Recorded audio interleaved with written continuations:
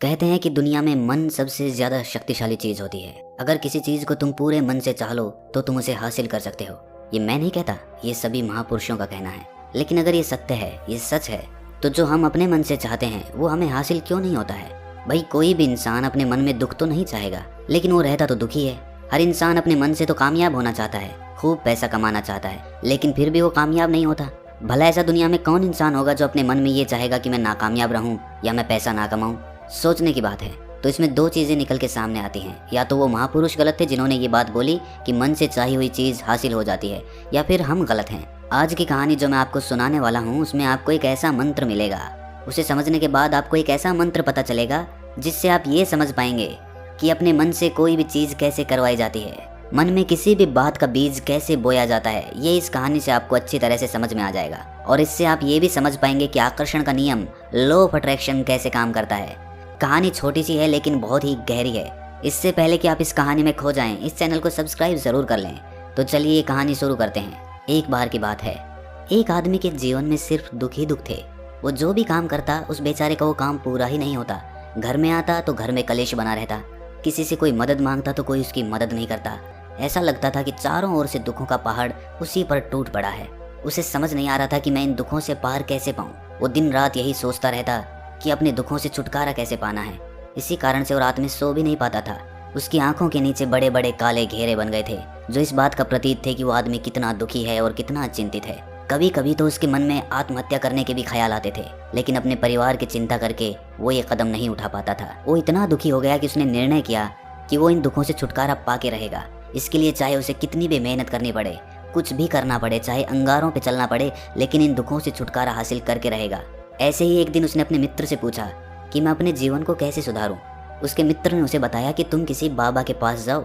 बाबाओं के पास ऐसा मंत्र होता है जिससे सारे दुख मिट जाते हैं, जीवन खुशियों से भर जाता है और धन संपदा भी हासिल हो जाती है। तुम किसी ऐसे बाबा को ढूंढ लो, बस तुम्हारा काम बन जाएगा।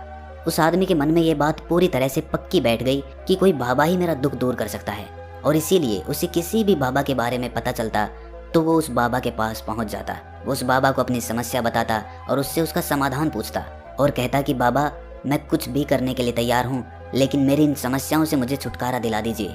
आप जो कहेंगे मैं वो करूँगा, लेकिन मेरे जीवन को सुधार दीजिए।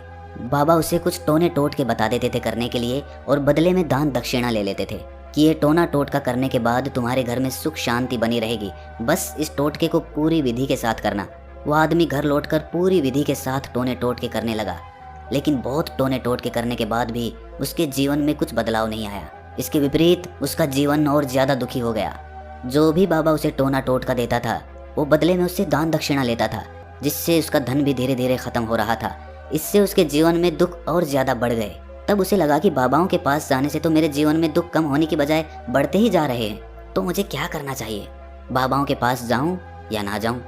फिर एक दिन एक आदमी ने उसे बताया कि तुम अपने घर में किसी पंडित को बुलाकर हवन करवा लो। हवन होगा, घर शुद्ध हो जाएगा। कोई भी बुरी ऊर्जा होगी घर में तो वो घर से बाहर चली जाएगी। किसी पंडित को बुलाकर पूरे विधि विधानों से मंत्रोच्चारण कराओ और हवन कराओ, जिससे घर में सुख शांति आए। उस आदमी के मन में ये बात बैठ गई और उसने एक पंडित को अपने घर पर बुलाकर हवन करवा दिया। हवन अच्छी तरह से संपन्न हुआ। बदले में पंडित ने भी अच्छी दान दक्षिणा ली और उसके बाद वो वहां से विदा हो गया। लेकिन कुछ दिनों के बाद उस आदमी को महसूस हुआ कि उसके जीवन में अब भी कोई बदलाव नहीं आया है। अब वो आदमी पूरी तरह से दुखी हो गया और ज्यादा परेशान हो गया। अब तो उसे लगने लगा था कि मेरे जीवन में से दुख कभी खत्म ही नहीं होंगे, और यही सोच सोचकर उस आदमी का बुरा हाल हो गया था। फिर एक दिन उसे अपने मित्र से एक ऐसे बाबा के बारे में पता चला जो समाधान बताने के लिए कोई दान दक्षिणा नहीं लेता था।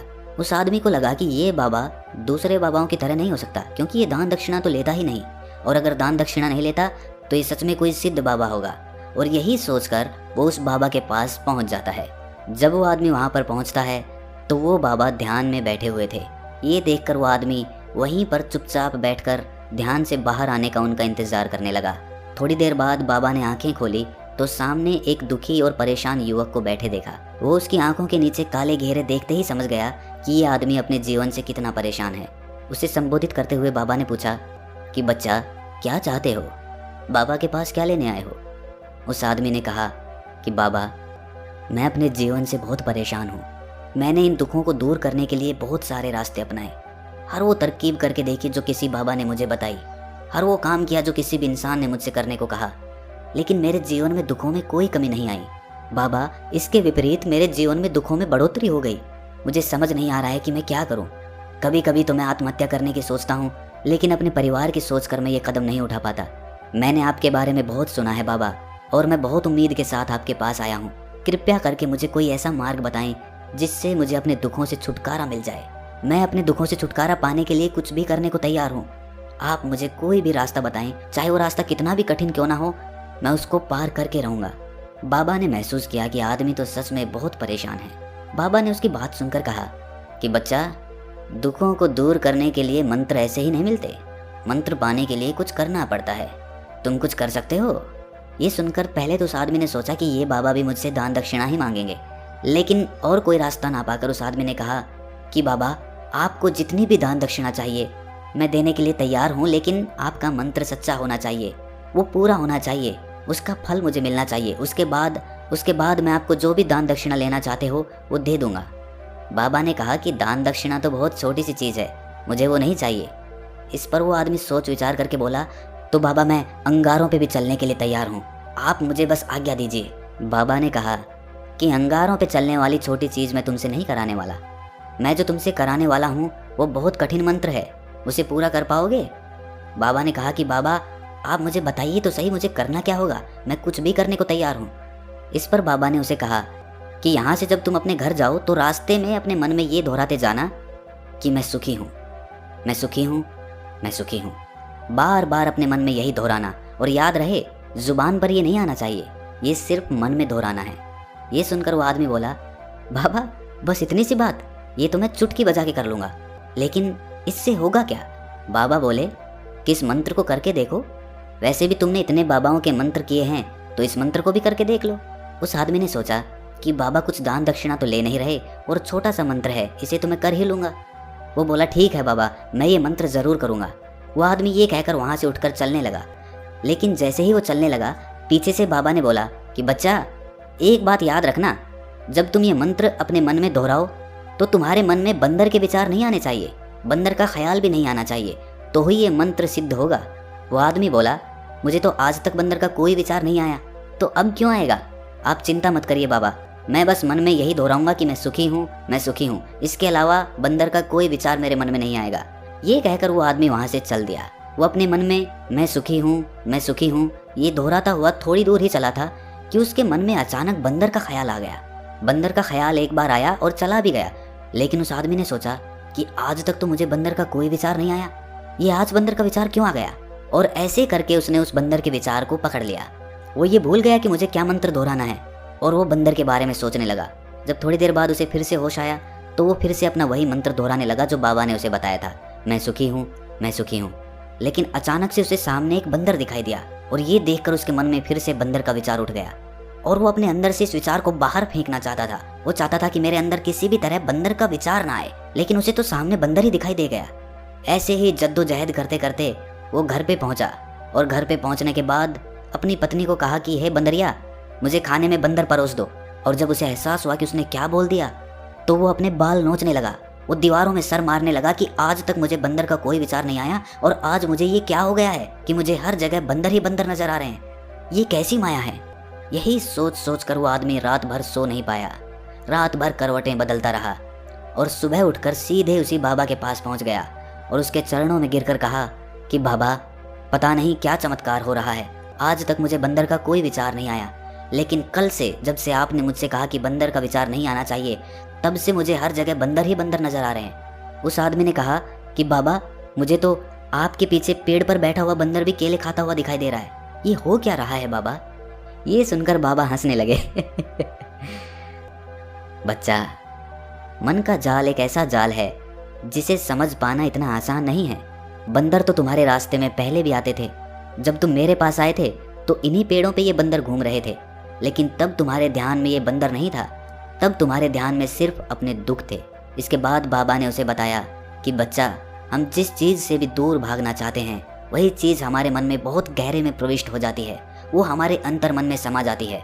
असल में हम जिस चीज़ से भी छुटकारा पाना चाहते हैं उससे छुटकारा इसीलिए पाना चाहते हैं कि वो हमारे साथ बहुत गहरे से जुड़ी हुई है और हम जितना ही उससे छुटकारा पाना चाहते हैं वो उतनी ही गहरी हमारे मन में बैठती चली जाती है और आखिरकार वो हमारे अंतर मन में छा जाती है। ऊपर से तो हम चाहते हैं सुखी होना, कि मैं सुखी हूँ, हमारे होंठ भी यही बोलते रहते हैं, लेकिन हमारे मन में दुख समाये होते हैं। हमारे विचारों में, हमारे मन में हमें दुख ही दुख दिखाई देते हैं। इसीलिए अपनी ज़ुबान से बार बार ये बोलने से कि मैं सुखी हूँ, हम सुखी नहीं होंगे जब तक ये मंत्र हमारे अंतर मन में प्रविष्ट नहीं होगा। इस पर उस आदमी ने पूछा कि बाबा, लेकिन ये मंत्र हमारे अंतर मन में प्रविष्ट कैसे होगा? ये सुनकर बाबा ने कहा कि बच्चा, अपने दुखों से लड़ना बंद कर दो। जब तक तुम अपने दुखों को दूर करने की सोचते रहोगे तब तक वो दुख तुमसे चिपके रहेंगे, तब तक वो दुख तुम्हारे अंतर मन पर अपना राज जमाए बैठे रहेंगे। और जिस दिन तुम उन दुखों के बारे में सोचना ही छोड़ दोगे, उन दुखों से छुटकारा ही नहीं पाना चाहोगे, उसी दिन से तुम्हारी जिंदगी से दुख गायब हो जाएंगे। क्योंकि किसी भी चीज़ से छुटकारा पाने के लिए हमें उस चीज़ के बारे में सोचना पड़ता है, और हम जितना ही उस चीज़ के बारे में सोचते हैं वो उतनी ही गहरी हमारे मन में प्रविष्ट होती चली जाती है। हम अधिकतर समय दुखों के बारे में ही सोचते हैं। हम यही सोचते हैं कि हमारे जीवन में दुख है और हमें इससे छुटकारा पाना है। इसी वजह से बार बार सोचने से वो दुख हमारे अंतर मन में प्रविष्ट हो जाते हैं और हमें एहसास भी नहीं होता। इसीलिए अगर तुम दुखों से छुटकारा पाना चाहते हो तो दुखों से छुटकारा पाने के बारे में सोचना छोड़ दो, तुम्हें दुखों से छुटकारा मिल जाएगा। अक्सर आदमी धूम्रपान छोड़ना चाहता है, शराब छोड़ना चाहता है, सुबह अपने आप से ये वादा करता है कि मैं कोई भी गलत काम नहीं करूंगा, लेकिन शाम को जब लौटता है तो नशे में चूर होकर लौटता है। ऐसा क्यों होता है कि जो हम सोच रहे हैं वो पूरा कर ही नहीं पा रहे हैं? असल में हम उस चीज़ को बहुत ज़्यादा तवज्जो दे रहे हैं, उस चीज़ को बहुत ज़्यादा अहमियत दे रहे हैं। जब भी हम उस चीज़ को छोड़ने के बारे में सोचते हैं तो हम उसकी इम्पोर्टेंस यानी कि विशेषता और ज़्यादा बढ़ा देते हैं। हमारा मन उस चीज़ के बारे में जितना ज़्यादा सोचेगा, शराब या धूम्रपान छोड़ने के बारे में जितना ज़्यादा सोचेगा, हमारा मन उतना ही उस चीज़ के पीछे ज़्यादा भागेगा। हमें उस चीज़ से लड़ना नहीं है, बल्कि बिना सोचे गुजर जाना है। और अगर इस मंत्र को हम समझ लेते हैं तो हम अपने जीवन में जो भी पाना चाहते हैं उसे अपने अंतर मन में डाल सकते हैं। और एक बार वो लक्ष्य हमारे अंतर मन में बैठ जाता है तो फिर सफलता पाने में कोई समस्या नहीं आती, कोई दिक्कत नहीं आती। तो दोस्तों, कैसी लगी आपको ये कहानी कमेंट सेक्शन में ज़रूर बताएं, और अच्छी लगी तो इस चैनल को सब्सक्राइब करना ना भूलें। तो मिलते हैं अगली कहानी में, तब तक के लिए अपना